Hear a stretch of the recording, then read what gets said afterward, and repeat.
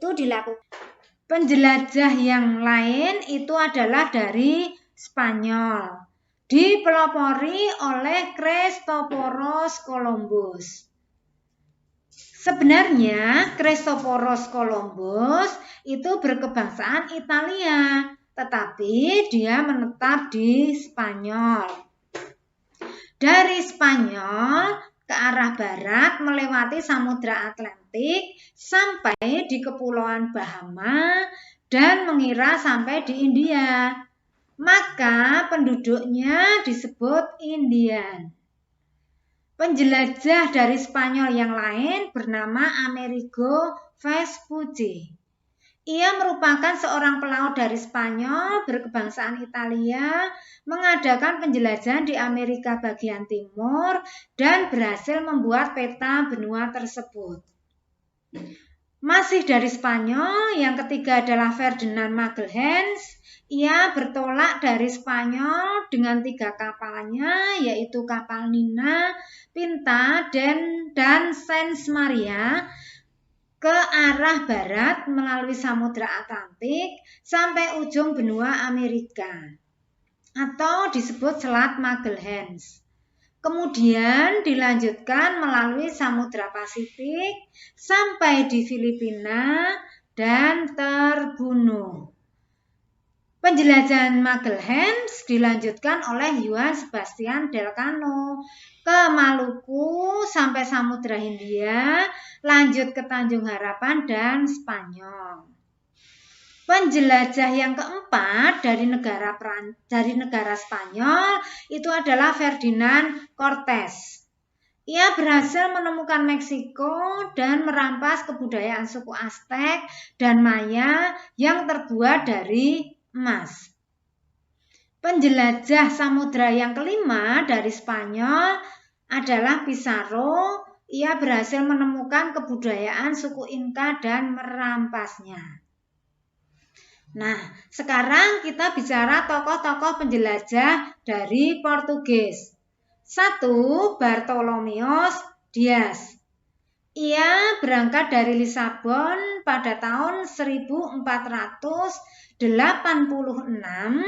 menyusuri pantai barat Afrika dan sampai di Tanjung Harapan. Penjelajah samudra yang kedua dari Portugis itu adalah Vasco da Gama. Ia mengikuti penjelajah sebelumnya dan sampai di Calicut atau pantai India bagian barat. Penjelajah samudra yang ketiga dari Portugis itu adalah Alfonso de Albuquerque, berhasil menguasai Malaka tahun 1511 dan berhasil menguasai Maluku tahun 1512. Penjelajah samudra yang keempat masih dari Portugis itu adalah Francisco Saverius, di mana pada tahun 1550 berhasil menyiarkan agama Nasrani di India, Maluku, Jepang, dan Cina sesuai dengan semboyan kolonialisme atau imperialisme Portugis. Itu adalah imperialisme kuno, yaitu adalah adanya gospel. Terus penjelajah samudra yang kelima dari Portugis itu adalah Cabral, berhasil mencapai Brasilia pada tahun 1500 dan sejak tahun 1500 daerah ini dijadikan daerah jajahan Portugis. Penjelajah samudra yang lain dipelopori dari negara Inggris dengan tokohnya 1. Saint Francis Drake, berhasil mengelilingi dunia.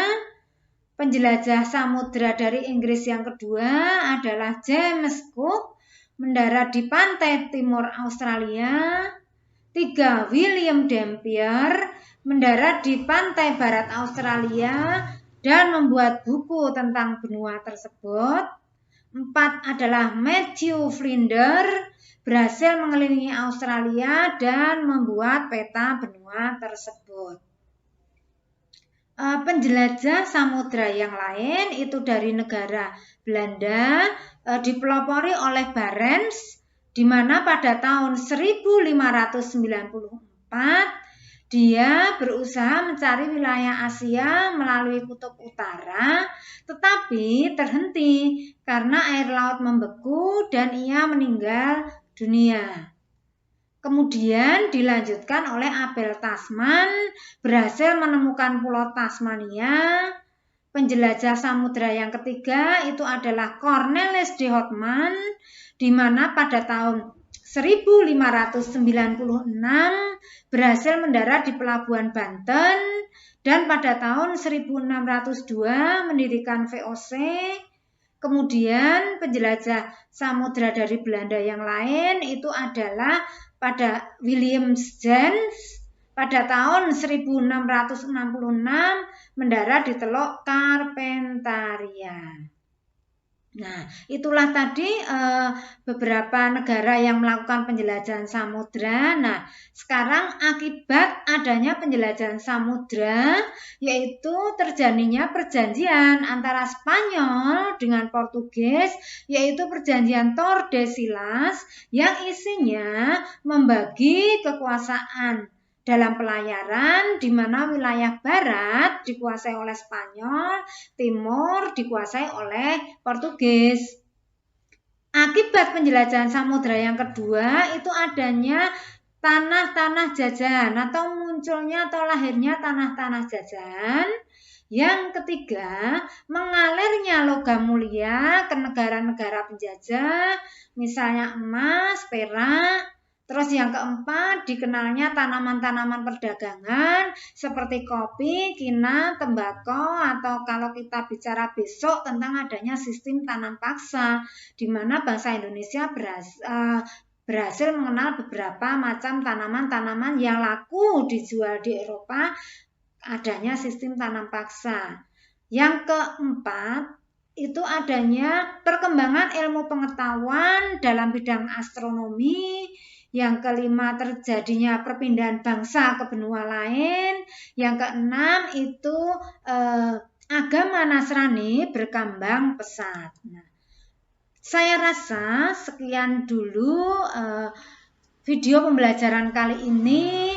Kita lanjutkan besok dalam video pembelajaran yang lain tentang penjajahan bangsa Belanda di Indonesia, dimulai dengan adanya VOC, tanam paksa, adanya sistem kulturstelsel, dan adanya politik etis. Nah, sampai bertemu dalam video pembelajaran yang akan datang. Terima kasih.